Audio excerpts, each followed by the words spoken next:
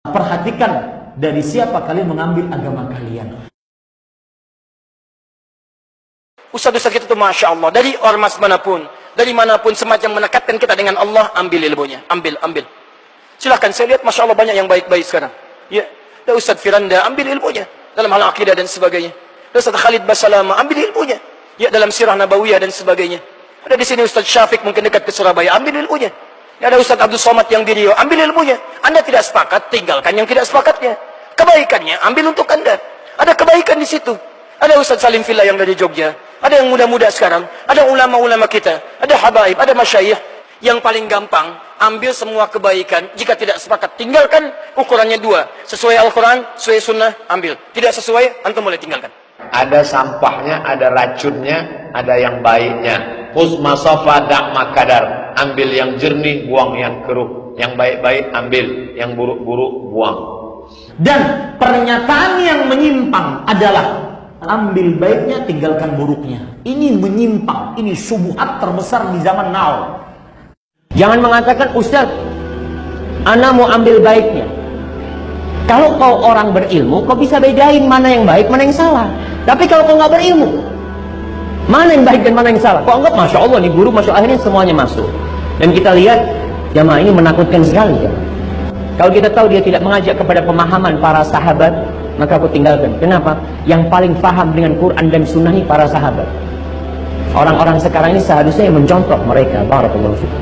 Kita ambil aja semua yang baiknya, yang jelek ditinggal. Astagfirullah.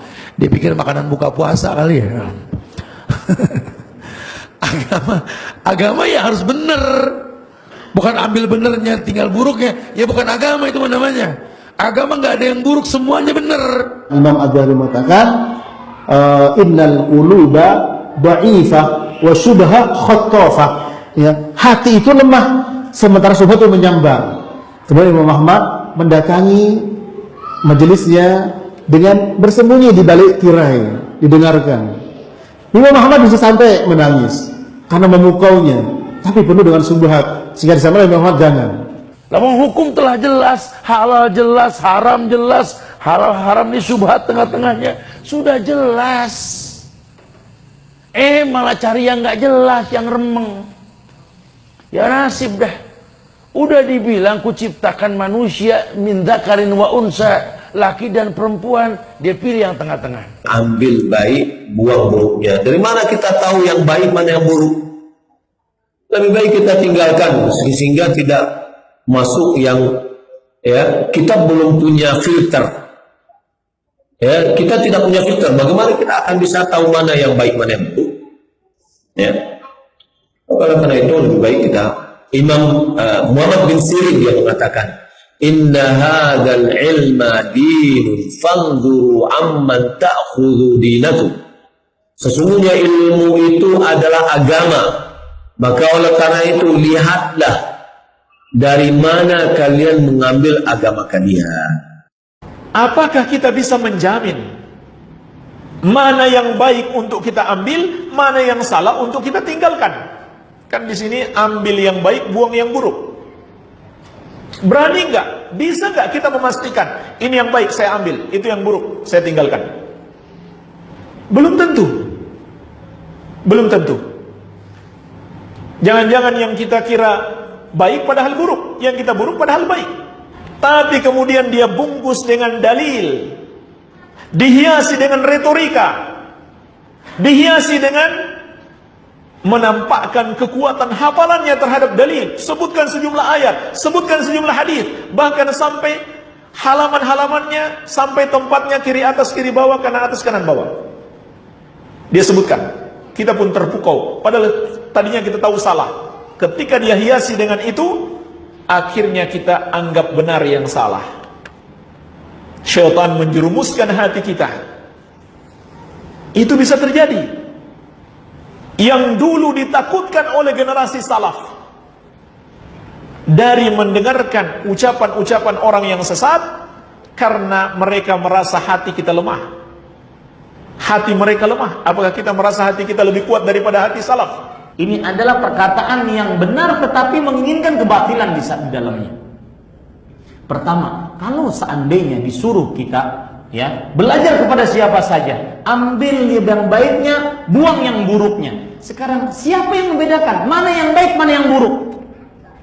Tidak ada yang bisa membedakan mana yang baik, mana yang buruk, kecuali orang-orang yang benar-benar paham tentang ilmu agama. Bagaimana dia bisa mengambil yang baik dan buang yang buruk kalau seandainya dia sendiri masih belajar ilmu agama? Sudah banyak contohnya. Allah buktikan bahwa banyak penyimpangan-penyimpangan. Ayat yang seluruh ulama salaf sepakat, imam-imam sepakat, diselisihi. Ar-Rahman 'alal arsy istawa. Allah beristiwa di atas arsy. Itu ulama salaf sepakat, seluruh sahabat, tabi'in, tabi'ut tabi'in, imam yang 4 sepakat. Diselisihi. Dan penyelisihan terhadap itu penyelisihan besar karena penyelisihan akidah. Sudah Allah buktikan. Ada yang menghalalkan bid'ah, ada yang mengatakan bid'ah, ada yang menghalalkan musik, membolehkan musik, ada yang jenis musik yang boleh. Kaidah, mengambil yang baik, tinggalkan yang buruk. Mengambil yang baik, tinggalkan yang buruk. Ini kaidah talbisul haq bil batil. Karena ini pencampur adukan yang hak dengan yang batil. Ini yang Allah larang terhadap kepada Yahudi. Wala talbisul haqqa bil batil. Jangan kamu mencampur adukan yang hak dengan yang batil. Berarti tidak boleh kita duduk di majelis yang mencampur adukan yang hak dengan yang batil. Ada batilnya, ada haknya, nggak bisa kita pilih. Bagaimana cara kita memilihnya? Walhal kita tidak tahu. Karena Yahudi mencampurkan antara yang hak dengan yang batil. Agar apa? Tersamar yang hak itu dan selalu yang batil ada di atas. Itu berbahayanya mencampurkan yang hak dengan yang batil. Dan tidak benar perkataan itu. Ambil baiknya, buang buruknya. Dari mana kita tahu yang baiknya dan buruknya? Walhal dia terjadi pencampur adukan antara yang hak dengan yang batil. Karena akibatnya orang tidak tahu yang hak dan akan mengenal yang batil. Kenapa? Karena yang batil itu akan terkenal, masyhur, naik, dan yang hak akan hilang.